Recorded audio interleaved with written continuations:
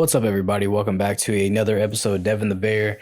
Here to talk about how great of a card UFC Austin was. I'm just gonna say out there, hopefully the UFC is listening to this.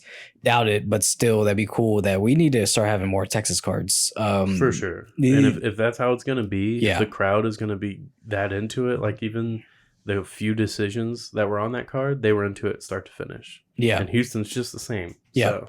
I mean, a lot of Israel Adesanya has openly said how much he loves coming to Houston. You know, I mean, these Houston, it was more so just these Texas fans. They welcome these fighters in, you know, and they enjoy every single fight that goes on the card, you know. It's and we get to see a ton of finishes as well. It's been nonstop, just chaos, but in a good way whenever there's a Texas card now. And something about just because before you could kind of go back and you can look at before they were consistently coming to Houston or Texas as much as they were, like we had UFC 69. They didn't come again until like UFC 136, I think. I mean, it had been such a long gap.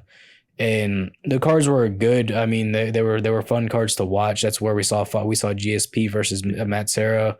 We saw Diego Sanchez take on Gilbert Melendez. We saw JDS and Kane fight on one of their trilogy fights in Houston. And so Frankie Edgar fought yeah, that's right. Ray Maynard. Yeah, I think it was the third fight, right? Yeah. The third fight was in Houston. Yeah. And I wrote about that in the school newspaper. Yeah, that's freaking exciting, dude. I still have it somewhere. Yeah, I mean, you have to like pull that out one day. I want to check that out. And that's really cool though. But that's yeah, man, like, you know, with this Calvin Kattar versus Josh Emmett fight card, this fight night, dude, people showed up and they were ready to throw down. It started off big with 3 straight knockouts. You know, Roman Dolidze knocked out Kyle Dawkins with a knee, then some punches. Then Phil Hawes almost went 1-1 on Saturday night. He beats Deron Wynn by TKO and then gets into a really, really bad with Daniel Cormier, which I thought was kind of funny. I feel like in a full suit, yeah, not prepared for it, Phil Hawes will beat Daniel Cormier. Yeah, I mean, that guy's on an adrenaline rush too. Yeah, little Kevin. Like he goes 2-0 that night. Yeah, Mini Randleman. That's just me. Yeah, Mini Randleman probably would have thrown him. Maybe we'll see. But yeah, I mean, people. I don't know with that whole situation though with Deron Wynn. I'm sorry, Phil Hawes and Daniel Cormier. People were kind of saying, you know, before like, oh, DC needs to take a step back. You know, he is too confrontational with some of these fighters and stuff, and finally the confrontation is met with him, and now it's like, oh well, you know, you don't want to make DC angry. And so I mean, it's one of those things where Phil Hawes is pumped up. He just beat Daniel Cormier's training partner, you know. I mean, the confrontation was going to happen, especially with how that went down. I think DC handled it pretty well. Yeah. I think like he went in there and was telling him like, nah, you need to act better. Yeah, because he does. I mean, I don't really have an issue with it personally, but you do have to do these interviews after the fight, and you're kind of interrupting that and delaying it by having this issue that you made up in your own head with DC. I mean, it's kind of hard because with the fight, because we know that, especially with Daniel Cormier, he can be very biased, and we've seen fighters kind of call him out on that, and we know that Deron Wynn was gonna. That was who DC wanted to win. So Phil Hawes felt some type of way in the fight. And I mean, I watched the fight and it never seemed that DC was ever, you know, there was a biased commentary, you know, it didn't seem like that at all. And I think DC even said it best. He's like, why the fuck would I want this fight? You just saw what happened. Why would I want this fight? And it's just, I mean, I feel like maybe it was a little unwarranted by Phil Hawes though, to be so confrontational with him, but like you said, you know, it's a little unwarranted, but yeah, I get it. Yeah, and so I get where he's coming from though. I mean, you know, you just had a pretty devastating freaking finish. He beat the shit out of him. So but it is what it is. They were able to shake hands and get over it. Then, you know, Cody Stamann retired Eddie Wineland. Yeah. And so I think it was like Eddie Wineland's 36th fight or something like that. Yeah, probably. Yeah. I mean, he's been fighting for a very long time. Former WEC bantamweight champion. Yeah. Like that. It was just a matter of time, you know, whenever that happened. And it is what it is, though. Hopefully, Eddie Wineland also, though, he stays retired as well. I think it's just he's been doing it for so long, and I think he's a respected bantamweight if he kept up with WEC. If you just watched him from the UFC on, then you really didn't know who he was, and he kind of fun striker. Yeah, who got knocked out sometimes. Yeah. And so, but it was a good fight. It was good for Cody Stamann. I like Cody Stamann a lot. Yeah. I think, what's it called? I think with Cody Stamann, like, you know, he's kind of in limbo with the bantamweight division right now. Then we saw some great women's fights as well. Maria Oliveira beat Gloria de Paula. Yeah. And then Natalia Silva defeated, she beat Jasmine. I can't say that last name. Jasudavicius. There you go.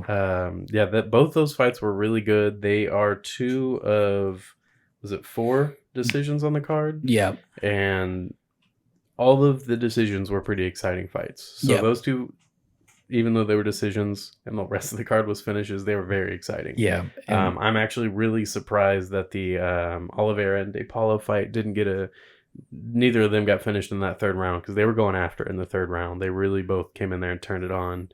And can't ask for nothing better than that. Yeah, they couldn't get the finish, but it was exciting, and it just got better each round. Right. Oliveira went in there throwing out heat. She was trying to put her away and just didn't get it, but she did get the decision win. So that's cool. Yeah. Then you saw Jeremiah Wells defeat Court McGee by knockout, and that was a vicious knockout. Yeah. It's like what I said with the Glover Teixeira is, like, you know, Court McGee is kind of getting in the second prime. And it's like, but whenever they get, like, they have to, like, when they leave the second prime, it's very abrupt and it's pretty rough. And so saw Ricardo Ramos get a spinning back elbow knockout as well on Danny Chavez. And I'll say with Court McGee, 32 fights, and he's only been knocked out twice. Yeah. Pretty big deal. That's a big deal, especially with his fight style sometimes, you know. Yeah. He has very fundamental style boxing. And so he's very gritty. Yeah. So it's surprising that he's only been knocked out twice, but I would have to really think he needs to decide what to do next. Yeah. And on the other hand, you have someone like you were talking about with Danny Chavez and Ricardo Ramos. He got a really nice knockout with the elbow. Yeah. But Danny Chavez is expected to be a really big deal, so he's gonna have to stop and think about what went wrong in that fight, but I think he's got a whole future ahead of him. Yeah. Both of those guys do. That was a really fun fight up until that knockout. Yeah, that wasn't fun. Just it was a fun fight before it ended. Yeah, yeah, and that's usually just how someone. Sometimes when that's how that goes. Jesus fucking Christ, man! Apparently, I just can't speak today.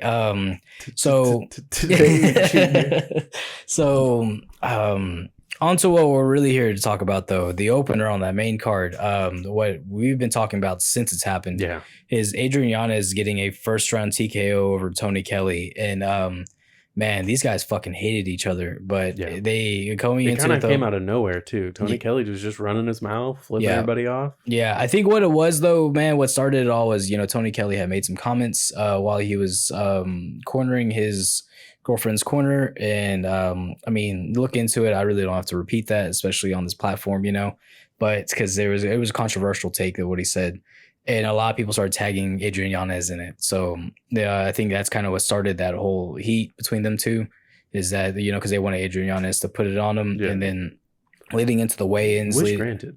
What's that? Wish granted. Yeah. And so he leading into the weigh-in stuff, Tony Kelly misses weight after talking a bunch of crap. He's called Adrian Yanez a make-a-wish version or a wish version of Jorge Masvidal. It's like, you haven't even fought this guy yet, man. You're already talking shit, and you've seen how unstoppable he's looked in this bantamweight in a tough division, you know. And I get what he's doing, you know, just kind of hyping it up a little bit. Well, I thought that's what he was doing. And then they go in there, and Adrian Yanez absolutely fucking folds this guy into a lawn chair. And I saw a meme that showed all the different, after he dropped them, it showed all the punches he landed after. And it was like Tony Kelly really went out there and got beat from every angle. And so, dude, I mean, it's like with Adrian Yanez, like I've talked to you about him for a very long time now. His striking is just levels head and shoulders above some of these guys that he's fighting. He is going to be a serious problem in this division. We even got to see a couple birds thrown after the fight, which I thought was kind of warranted as well, though. I mean, hold it down. Talk shit, get hit, man. You know. And Tony Kelly around his mouth, and he's still running his mouth. Yeah, and he's still throwing middle fingers to you. Yeah, and it's like you're still doesn't hold as much weight anymore, buddy. Sorry. Yeah, and then after that, he said he wasn't knocked out in that fight, and it's like if you were You not weren't even out cold. looking at Adrian Yanez. You didn't even know where he was, and he was still hitting you. Fucking dude, he's fast, man. I probably wouldn't know where he was at if he's hitting me, but he, yeah, man, like, you know, you just gotta hold the L. You know, it is what it is. Get over it. But what we're Have some class. Yeah, it is what it is, man. Just you take that loss and you learn from it, but apparently you don't want to learn from it, and all that creates is people are just gonna want to watch you keep getting beaten. I'd love for a rematch later down the road. Yeah. But so Anthony Pettis tweeted saying that Adrian Yanez needs to be ranked. Yeah. Which he now is. He's at rank number 15. Yeah. So congratulations to him. And then Eryk Koch, and if you're a big MMA fan, he's a UFC veteran back in the day. He said that Adrian Yanez has some of the best stand-up in the division. Or he said he has he's one of the best strikers in the division. Yeah. He may have said that in the UFC. But I know a lot of people were disagreeing with that. But Eryk Koch being someone who used to be one of the most exciting strikers back in the day. Yeah. I'm going to listen to him. Yeah. It's a compliment for sure. Yeah, you know? It's definitely a compliment. But I'm more saying if he sees that in Adrian Yanez with where Adrian Yanez his career is at. Yeah. And he sees that where his striking is at as far as the levels go and the skills go. And he says, yeah, he's one of the best strikers in the UFC right now. Yeah. Yeah, I would agree with him. I mean, he's only going to get better. Yeah, I know. Because it's so early. Well, so Adrian's from the same town that I live in as well, and so I believe when he was younger, he trained with this boxing coach named Frank Rodriguez, who was a very prominent boxing coach in the area. The guy had an old school, you know, Roberto Duran in your face style, and you know, seeing Adrian train with him, going to Sol Solis, you know, really perfecting that style that he has, and now, you know, he's also been training with Ray Longo. Now he's in Houston training with Michael Chase Corley. And so just so much of this greatness is happening with his stand-up. It's like you can't not acknowledge that he has some of the best stand-up in his division. He's showing it, you know. I mean, because nobody's been able to try to get him down. And on top of that, though, he's also a black belt in Brazilian Jiu-Jitsu under Sol Solis as well. So if anybody tries to get him down, it's not going to be easy. His last person that got him down was many fights ago. And I mean, it's against Levi Mouse. Yeah. And so that was a long time ago, though, and we've seen how much he's grown since, and nobody's been able to get him down and keep him down at the same time. But yeah, Adrian has put on one hell of a show. It's super exciting to see, talking to people who knew Adrian as well, and you know, and again, their opinions on it. Everyone's excited to see what's next for him, and we're just gonna have to just, you know, hop on the train. I hope it's Sean O'Malley. I really freaking hope it's Sean O'Malley. Yeah. Sean O'Malley beats Pedro Munhoz. Heck, if he beats or if he loses to Munhoz, I think that fight could happen either way. I think it's gonna have to happen soon. To kind of, but I don't know if they're going to want to kill the hype on either one of those fighters. You know. Yeah, I wouldn't be surprised. They'll probably wait till they're either just getting to top 5 or top 5. And let them fight, because then they're going to have to. Yeah. Well, Sean O'Malley decided to name drop him, and Adrian a long time ago, though. So it's like it's going to have to happen. Yeah. And it's starting to get to where it's almost feasible to happen, probably sooner than Sean O'Malley wanted. And it's like, I think before we even started like doing the podcast, I talked about that with you, Sean O'Malley and him fighting, and I still feel that Sean, what's his name? Sean O'Malley loses to him. Yeah. I think Adrian Yanez goes in there, and Sean O'Malley tries to put some kicks on him and shit, but we haven't seen Adrian Yanez get tired as well either. He's fought 3 fights and he's kept the same pace. I mean, 3-round fights. I mean, win all 3, and he hasn't looked tired. We've seen Sean O'Malley get pretty tired. You know, and Sean O'Malley is a great fighter, but I think the second he gets touched by Adrian, he's gonna be like, "Fuck, I don't want to do this anymore." You know, so yeah. Yeah, and then we had Gregory Rodriguez knock out Julian Marquez. It was pretty rough for Julian. He just could never get anything going. And ended up paying the price. I think he tried to make it a fight in a phone booth, and he realized he didn't want. He realized it was too late. He was getting touched up way too much by Gregory Rodriguez. Yeah, man, that dude he's flying under the radar, but he's doing it pretty excitingly. A lot of these middleweights are, man. You know, him, Adolfo Vieira, Fluffy Hernandez. All these great fighters that are just kind of not really just there yet, because they're I don't know, where they should be talked about more. But you got guys like Alex Bahia and Sean Strickland being talked about more. And Alex Pereira is kind of coming in out of nowhere, but because of his history with Adesanya, he's going to bypass a lot of this stuff. Yeah. But I think Gregory Rodriguez beating Julian Marquez is going to start putting him in some big name fights. Yeah, I hope so too, man. I mean, I think he's a great fighter. He's fun as hell to watch because he throws down. Most of these middleweights really aren't doing that, you know? And so the other next fight was a lightweight fight, which I felt like should have been fight of the night. But I don't disagree with Calvin Kattar and Josh Emmett getting it. Is Damir Ismagulov and Kutateladze. I could say his last name. I couldn't say the other one. I appreciate it. But yeah, no, man, that fight was a really great fight. They threw down. I still feel like Kutateladze won that fight, but and I feel like Ismagulov won that fight. Yeah, I just feel like Damir did more. Yeah.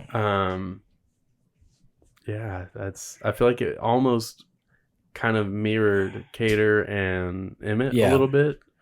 You had one guy doing counter striking, you had one guy being more aggressive. I feel like Kutateladze was more aggressive. And that's where I felt that Kutateladze won the fight because he was the aggressor mainly when that fight. Like anything that Damir was trying to do, it felt that Kutateladze was able to shut that down, you know? I feel like with any grappling exchanges that happened, Ismagulov was winning. Yeah. And as far as the numbers go, I'm pretty sure Ismagulov had 2 rounds. Right. More than yeah, I mean, for sure. I think because we didn't really see much of ground game in that fight either. That's why I felt like Kutateladze won that fight. That's why I say grappling exchanges and not like control time or something like that. Because anytime it was someone was being held up against the fence, it was Ismagulov holding off Goram. And so it was a great fight though. It's one of those where either guy could have won that fight. I think I was also just more upset because I put some money on Kutateladze. And he lost, and I was like, "That's some bullshit." And then, it cost me like a lot of money. But, yeah, man. So we have Joaquin Buckley defeated Albert Duraev. Yeah, that fight was really good too. That was a great fight. That was a very good fight. You could tell the fighters' game plans, just with what they were going in there and trying to do. The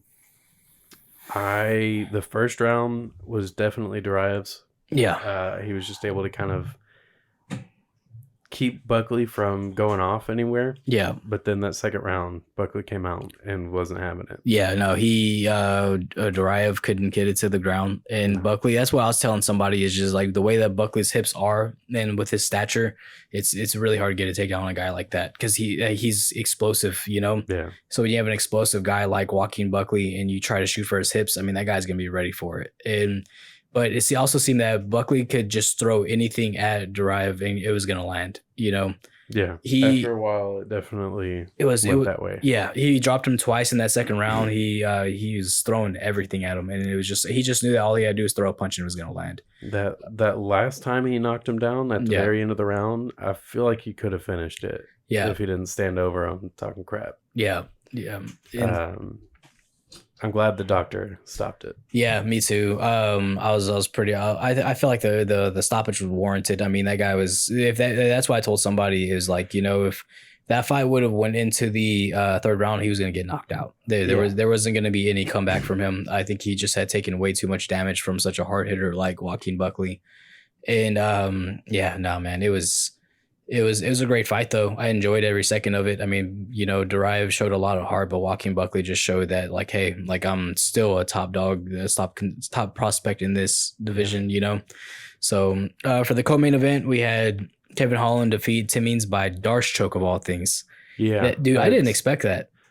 Like the fight was going exactly how I expected. Yeah. Kevin Holland just being the better striker, making things go his way. But when he dropped Tim Means, I expected him to stay standing and try to get the finish. And no, he went out there and got a submission. Dude, good for him. Yeah. Good for him if you didn't freaking put points on verdict. I was so upset. I was like, I needed the second round knockout. But nah, man, what's it called? It was good to see that though, because like nobody would expect Kevin Holland showing that, hey, I can do this shit too, you know? And it was a Darce choke that it was in, and that's what it looked like. It wasn't in for a second when he started tapping.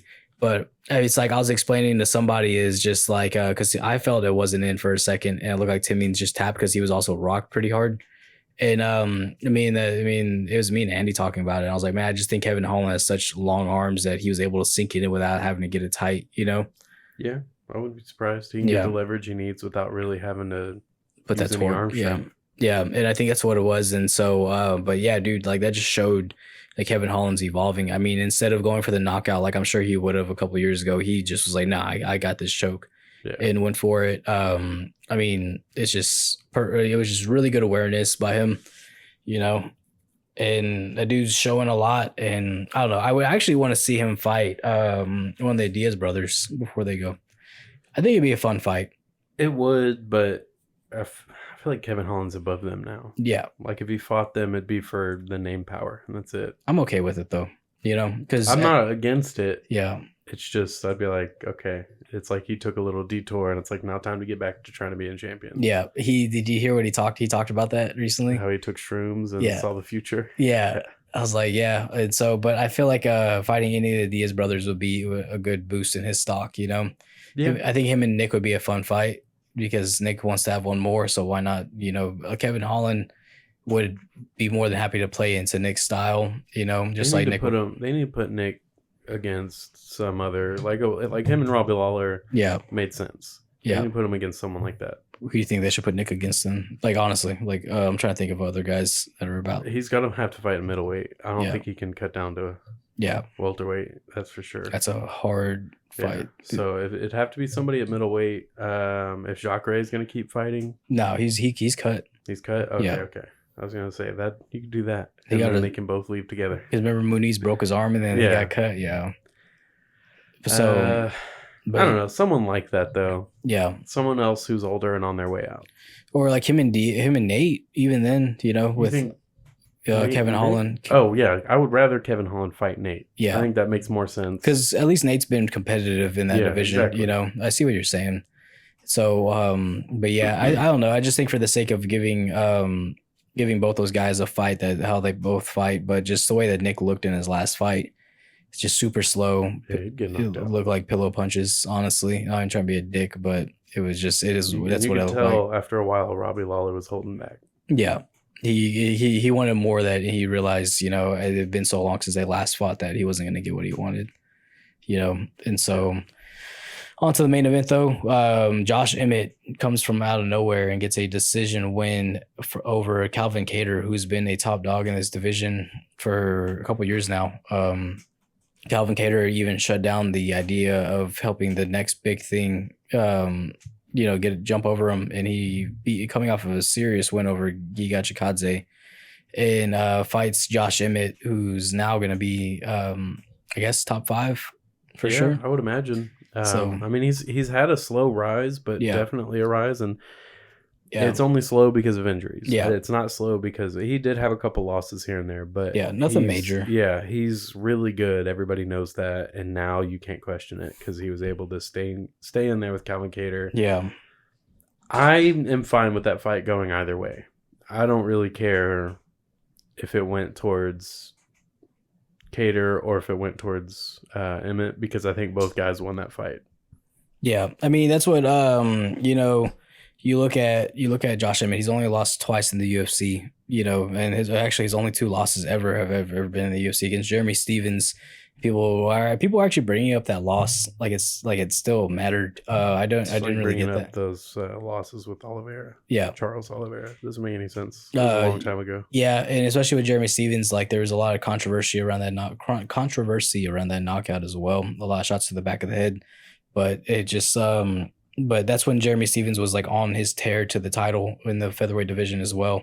Yeah, and it's just been a while since we've seen Josh Emmett as well. But I mean, he's looked good since then. His fight with Dan Ige was a tremendous fight, and then he comes in here, he puts on another great fight against Calvin Kattar.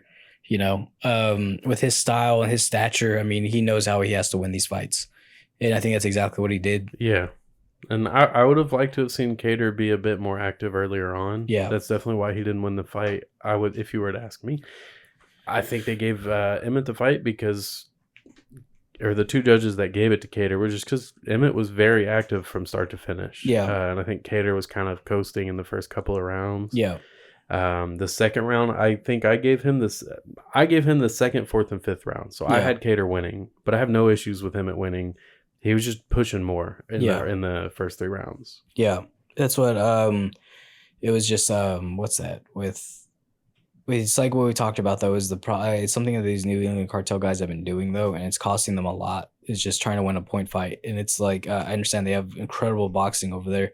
It's kind of I feel like that's kind of where that stems from, to make it a very technical fight. But at some point, you know, you look at Rob Font. His last 2 fights have been lost, you know, to Jose Aldo, and also then the most recent one to Chito Vera. And then you see Calvin Kattar that, you know, this fight would have solidified, hey, man, like you might get a title fight if you win this next one, because it's not very clear who's fighting next and for the title after Max Holloway and Volkanovski. And there's no change in gears at all, you know. Yeah. And I feel like you said, just that's what cost him the fight. I'm sure he'll be back. If anything, you know, Josh Emmett getting into the top 5 featherweight rankings, this opens up a lot more doors, a lot more matchups. Now that Calvin Kattar is going to go down a little bit, I mean, he has guys like Ortega. He can fight. Yair Rodriguez. He can fight. Korean Zombie, who still wants to fight. There's a lot going on there, you know. Yeah, I think there's plenty of potential for Kattar to come back immediately. Him and Arnold Allen. I don't want that, because I don't want Kattar to lose to Allen, and I don't want Allen to lose to Kattar yet. I don't want him to lose to anybody yet. I really like Arnold Allen. I would love to see him have a legitimate rise through the rankings. But if he were to fight Kattar now, I don't think that's a good idea. Yeah, or Bryce Mitchell.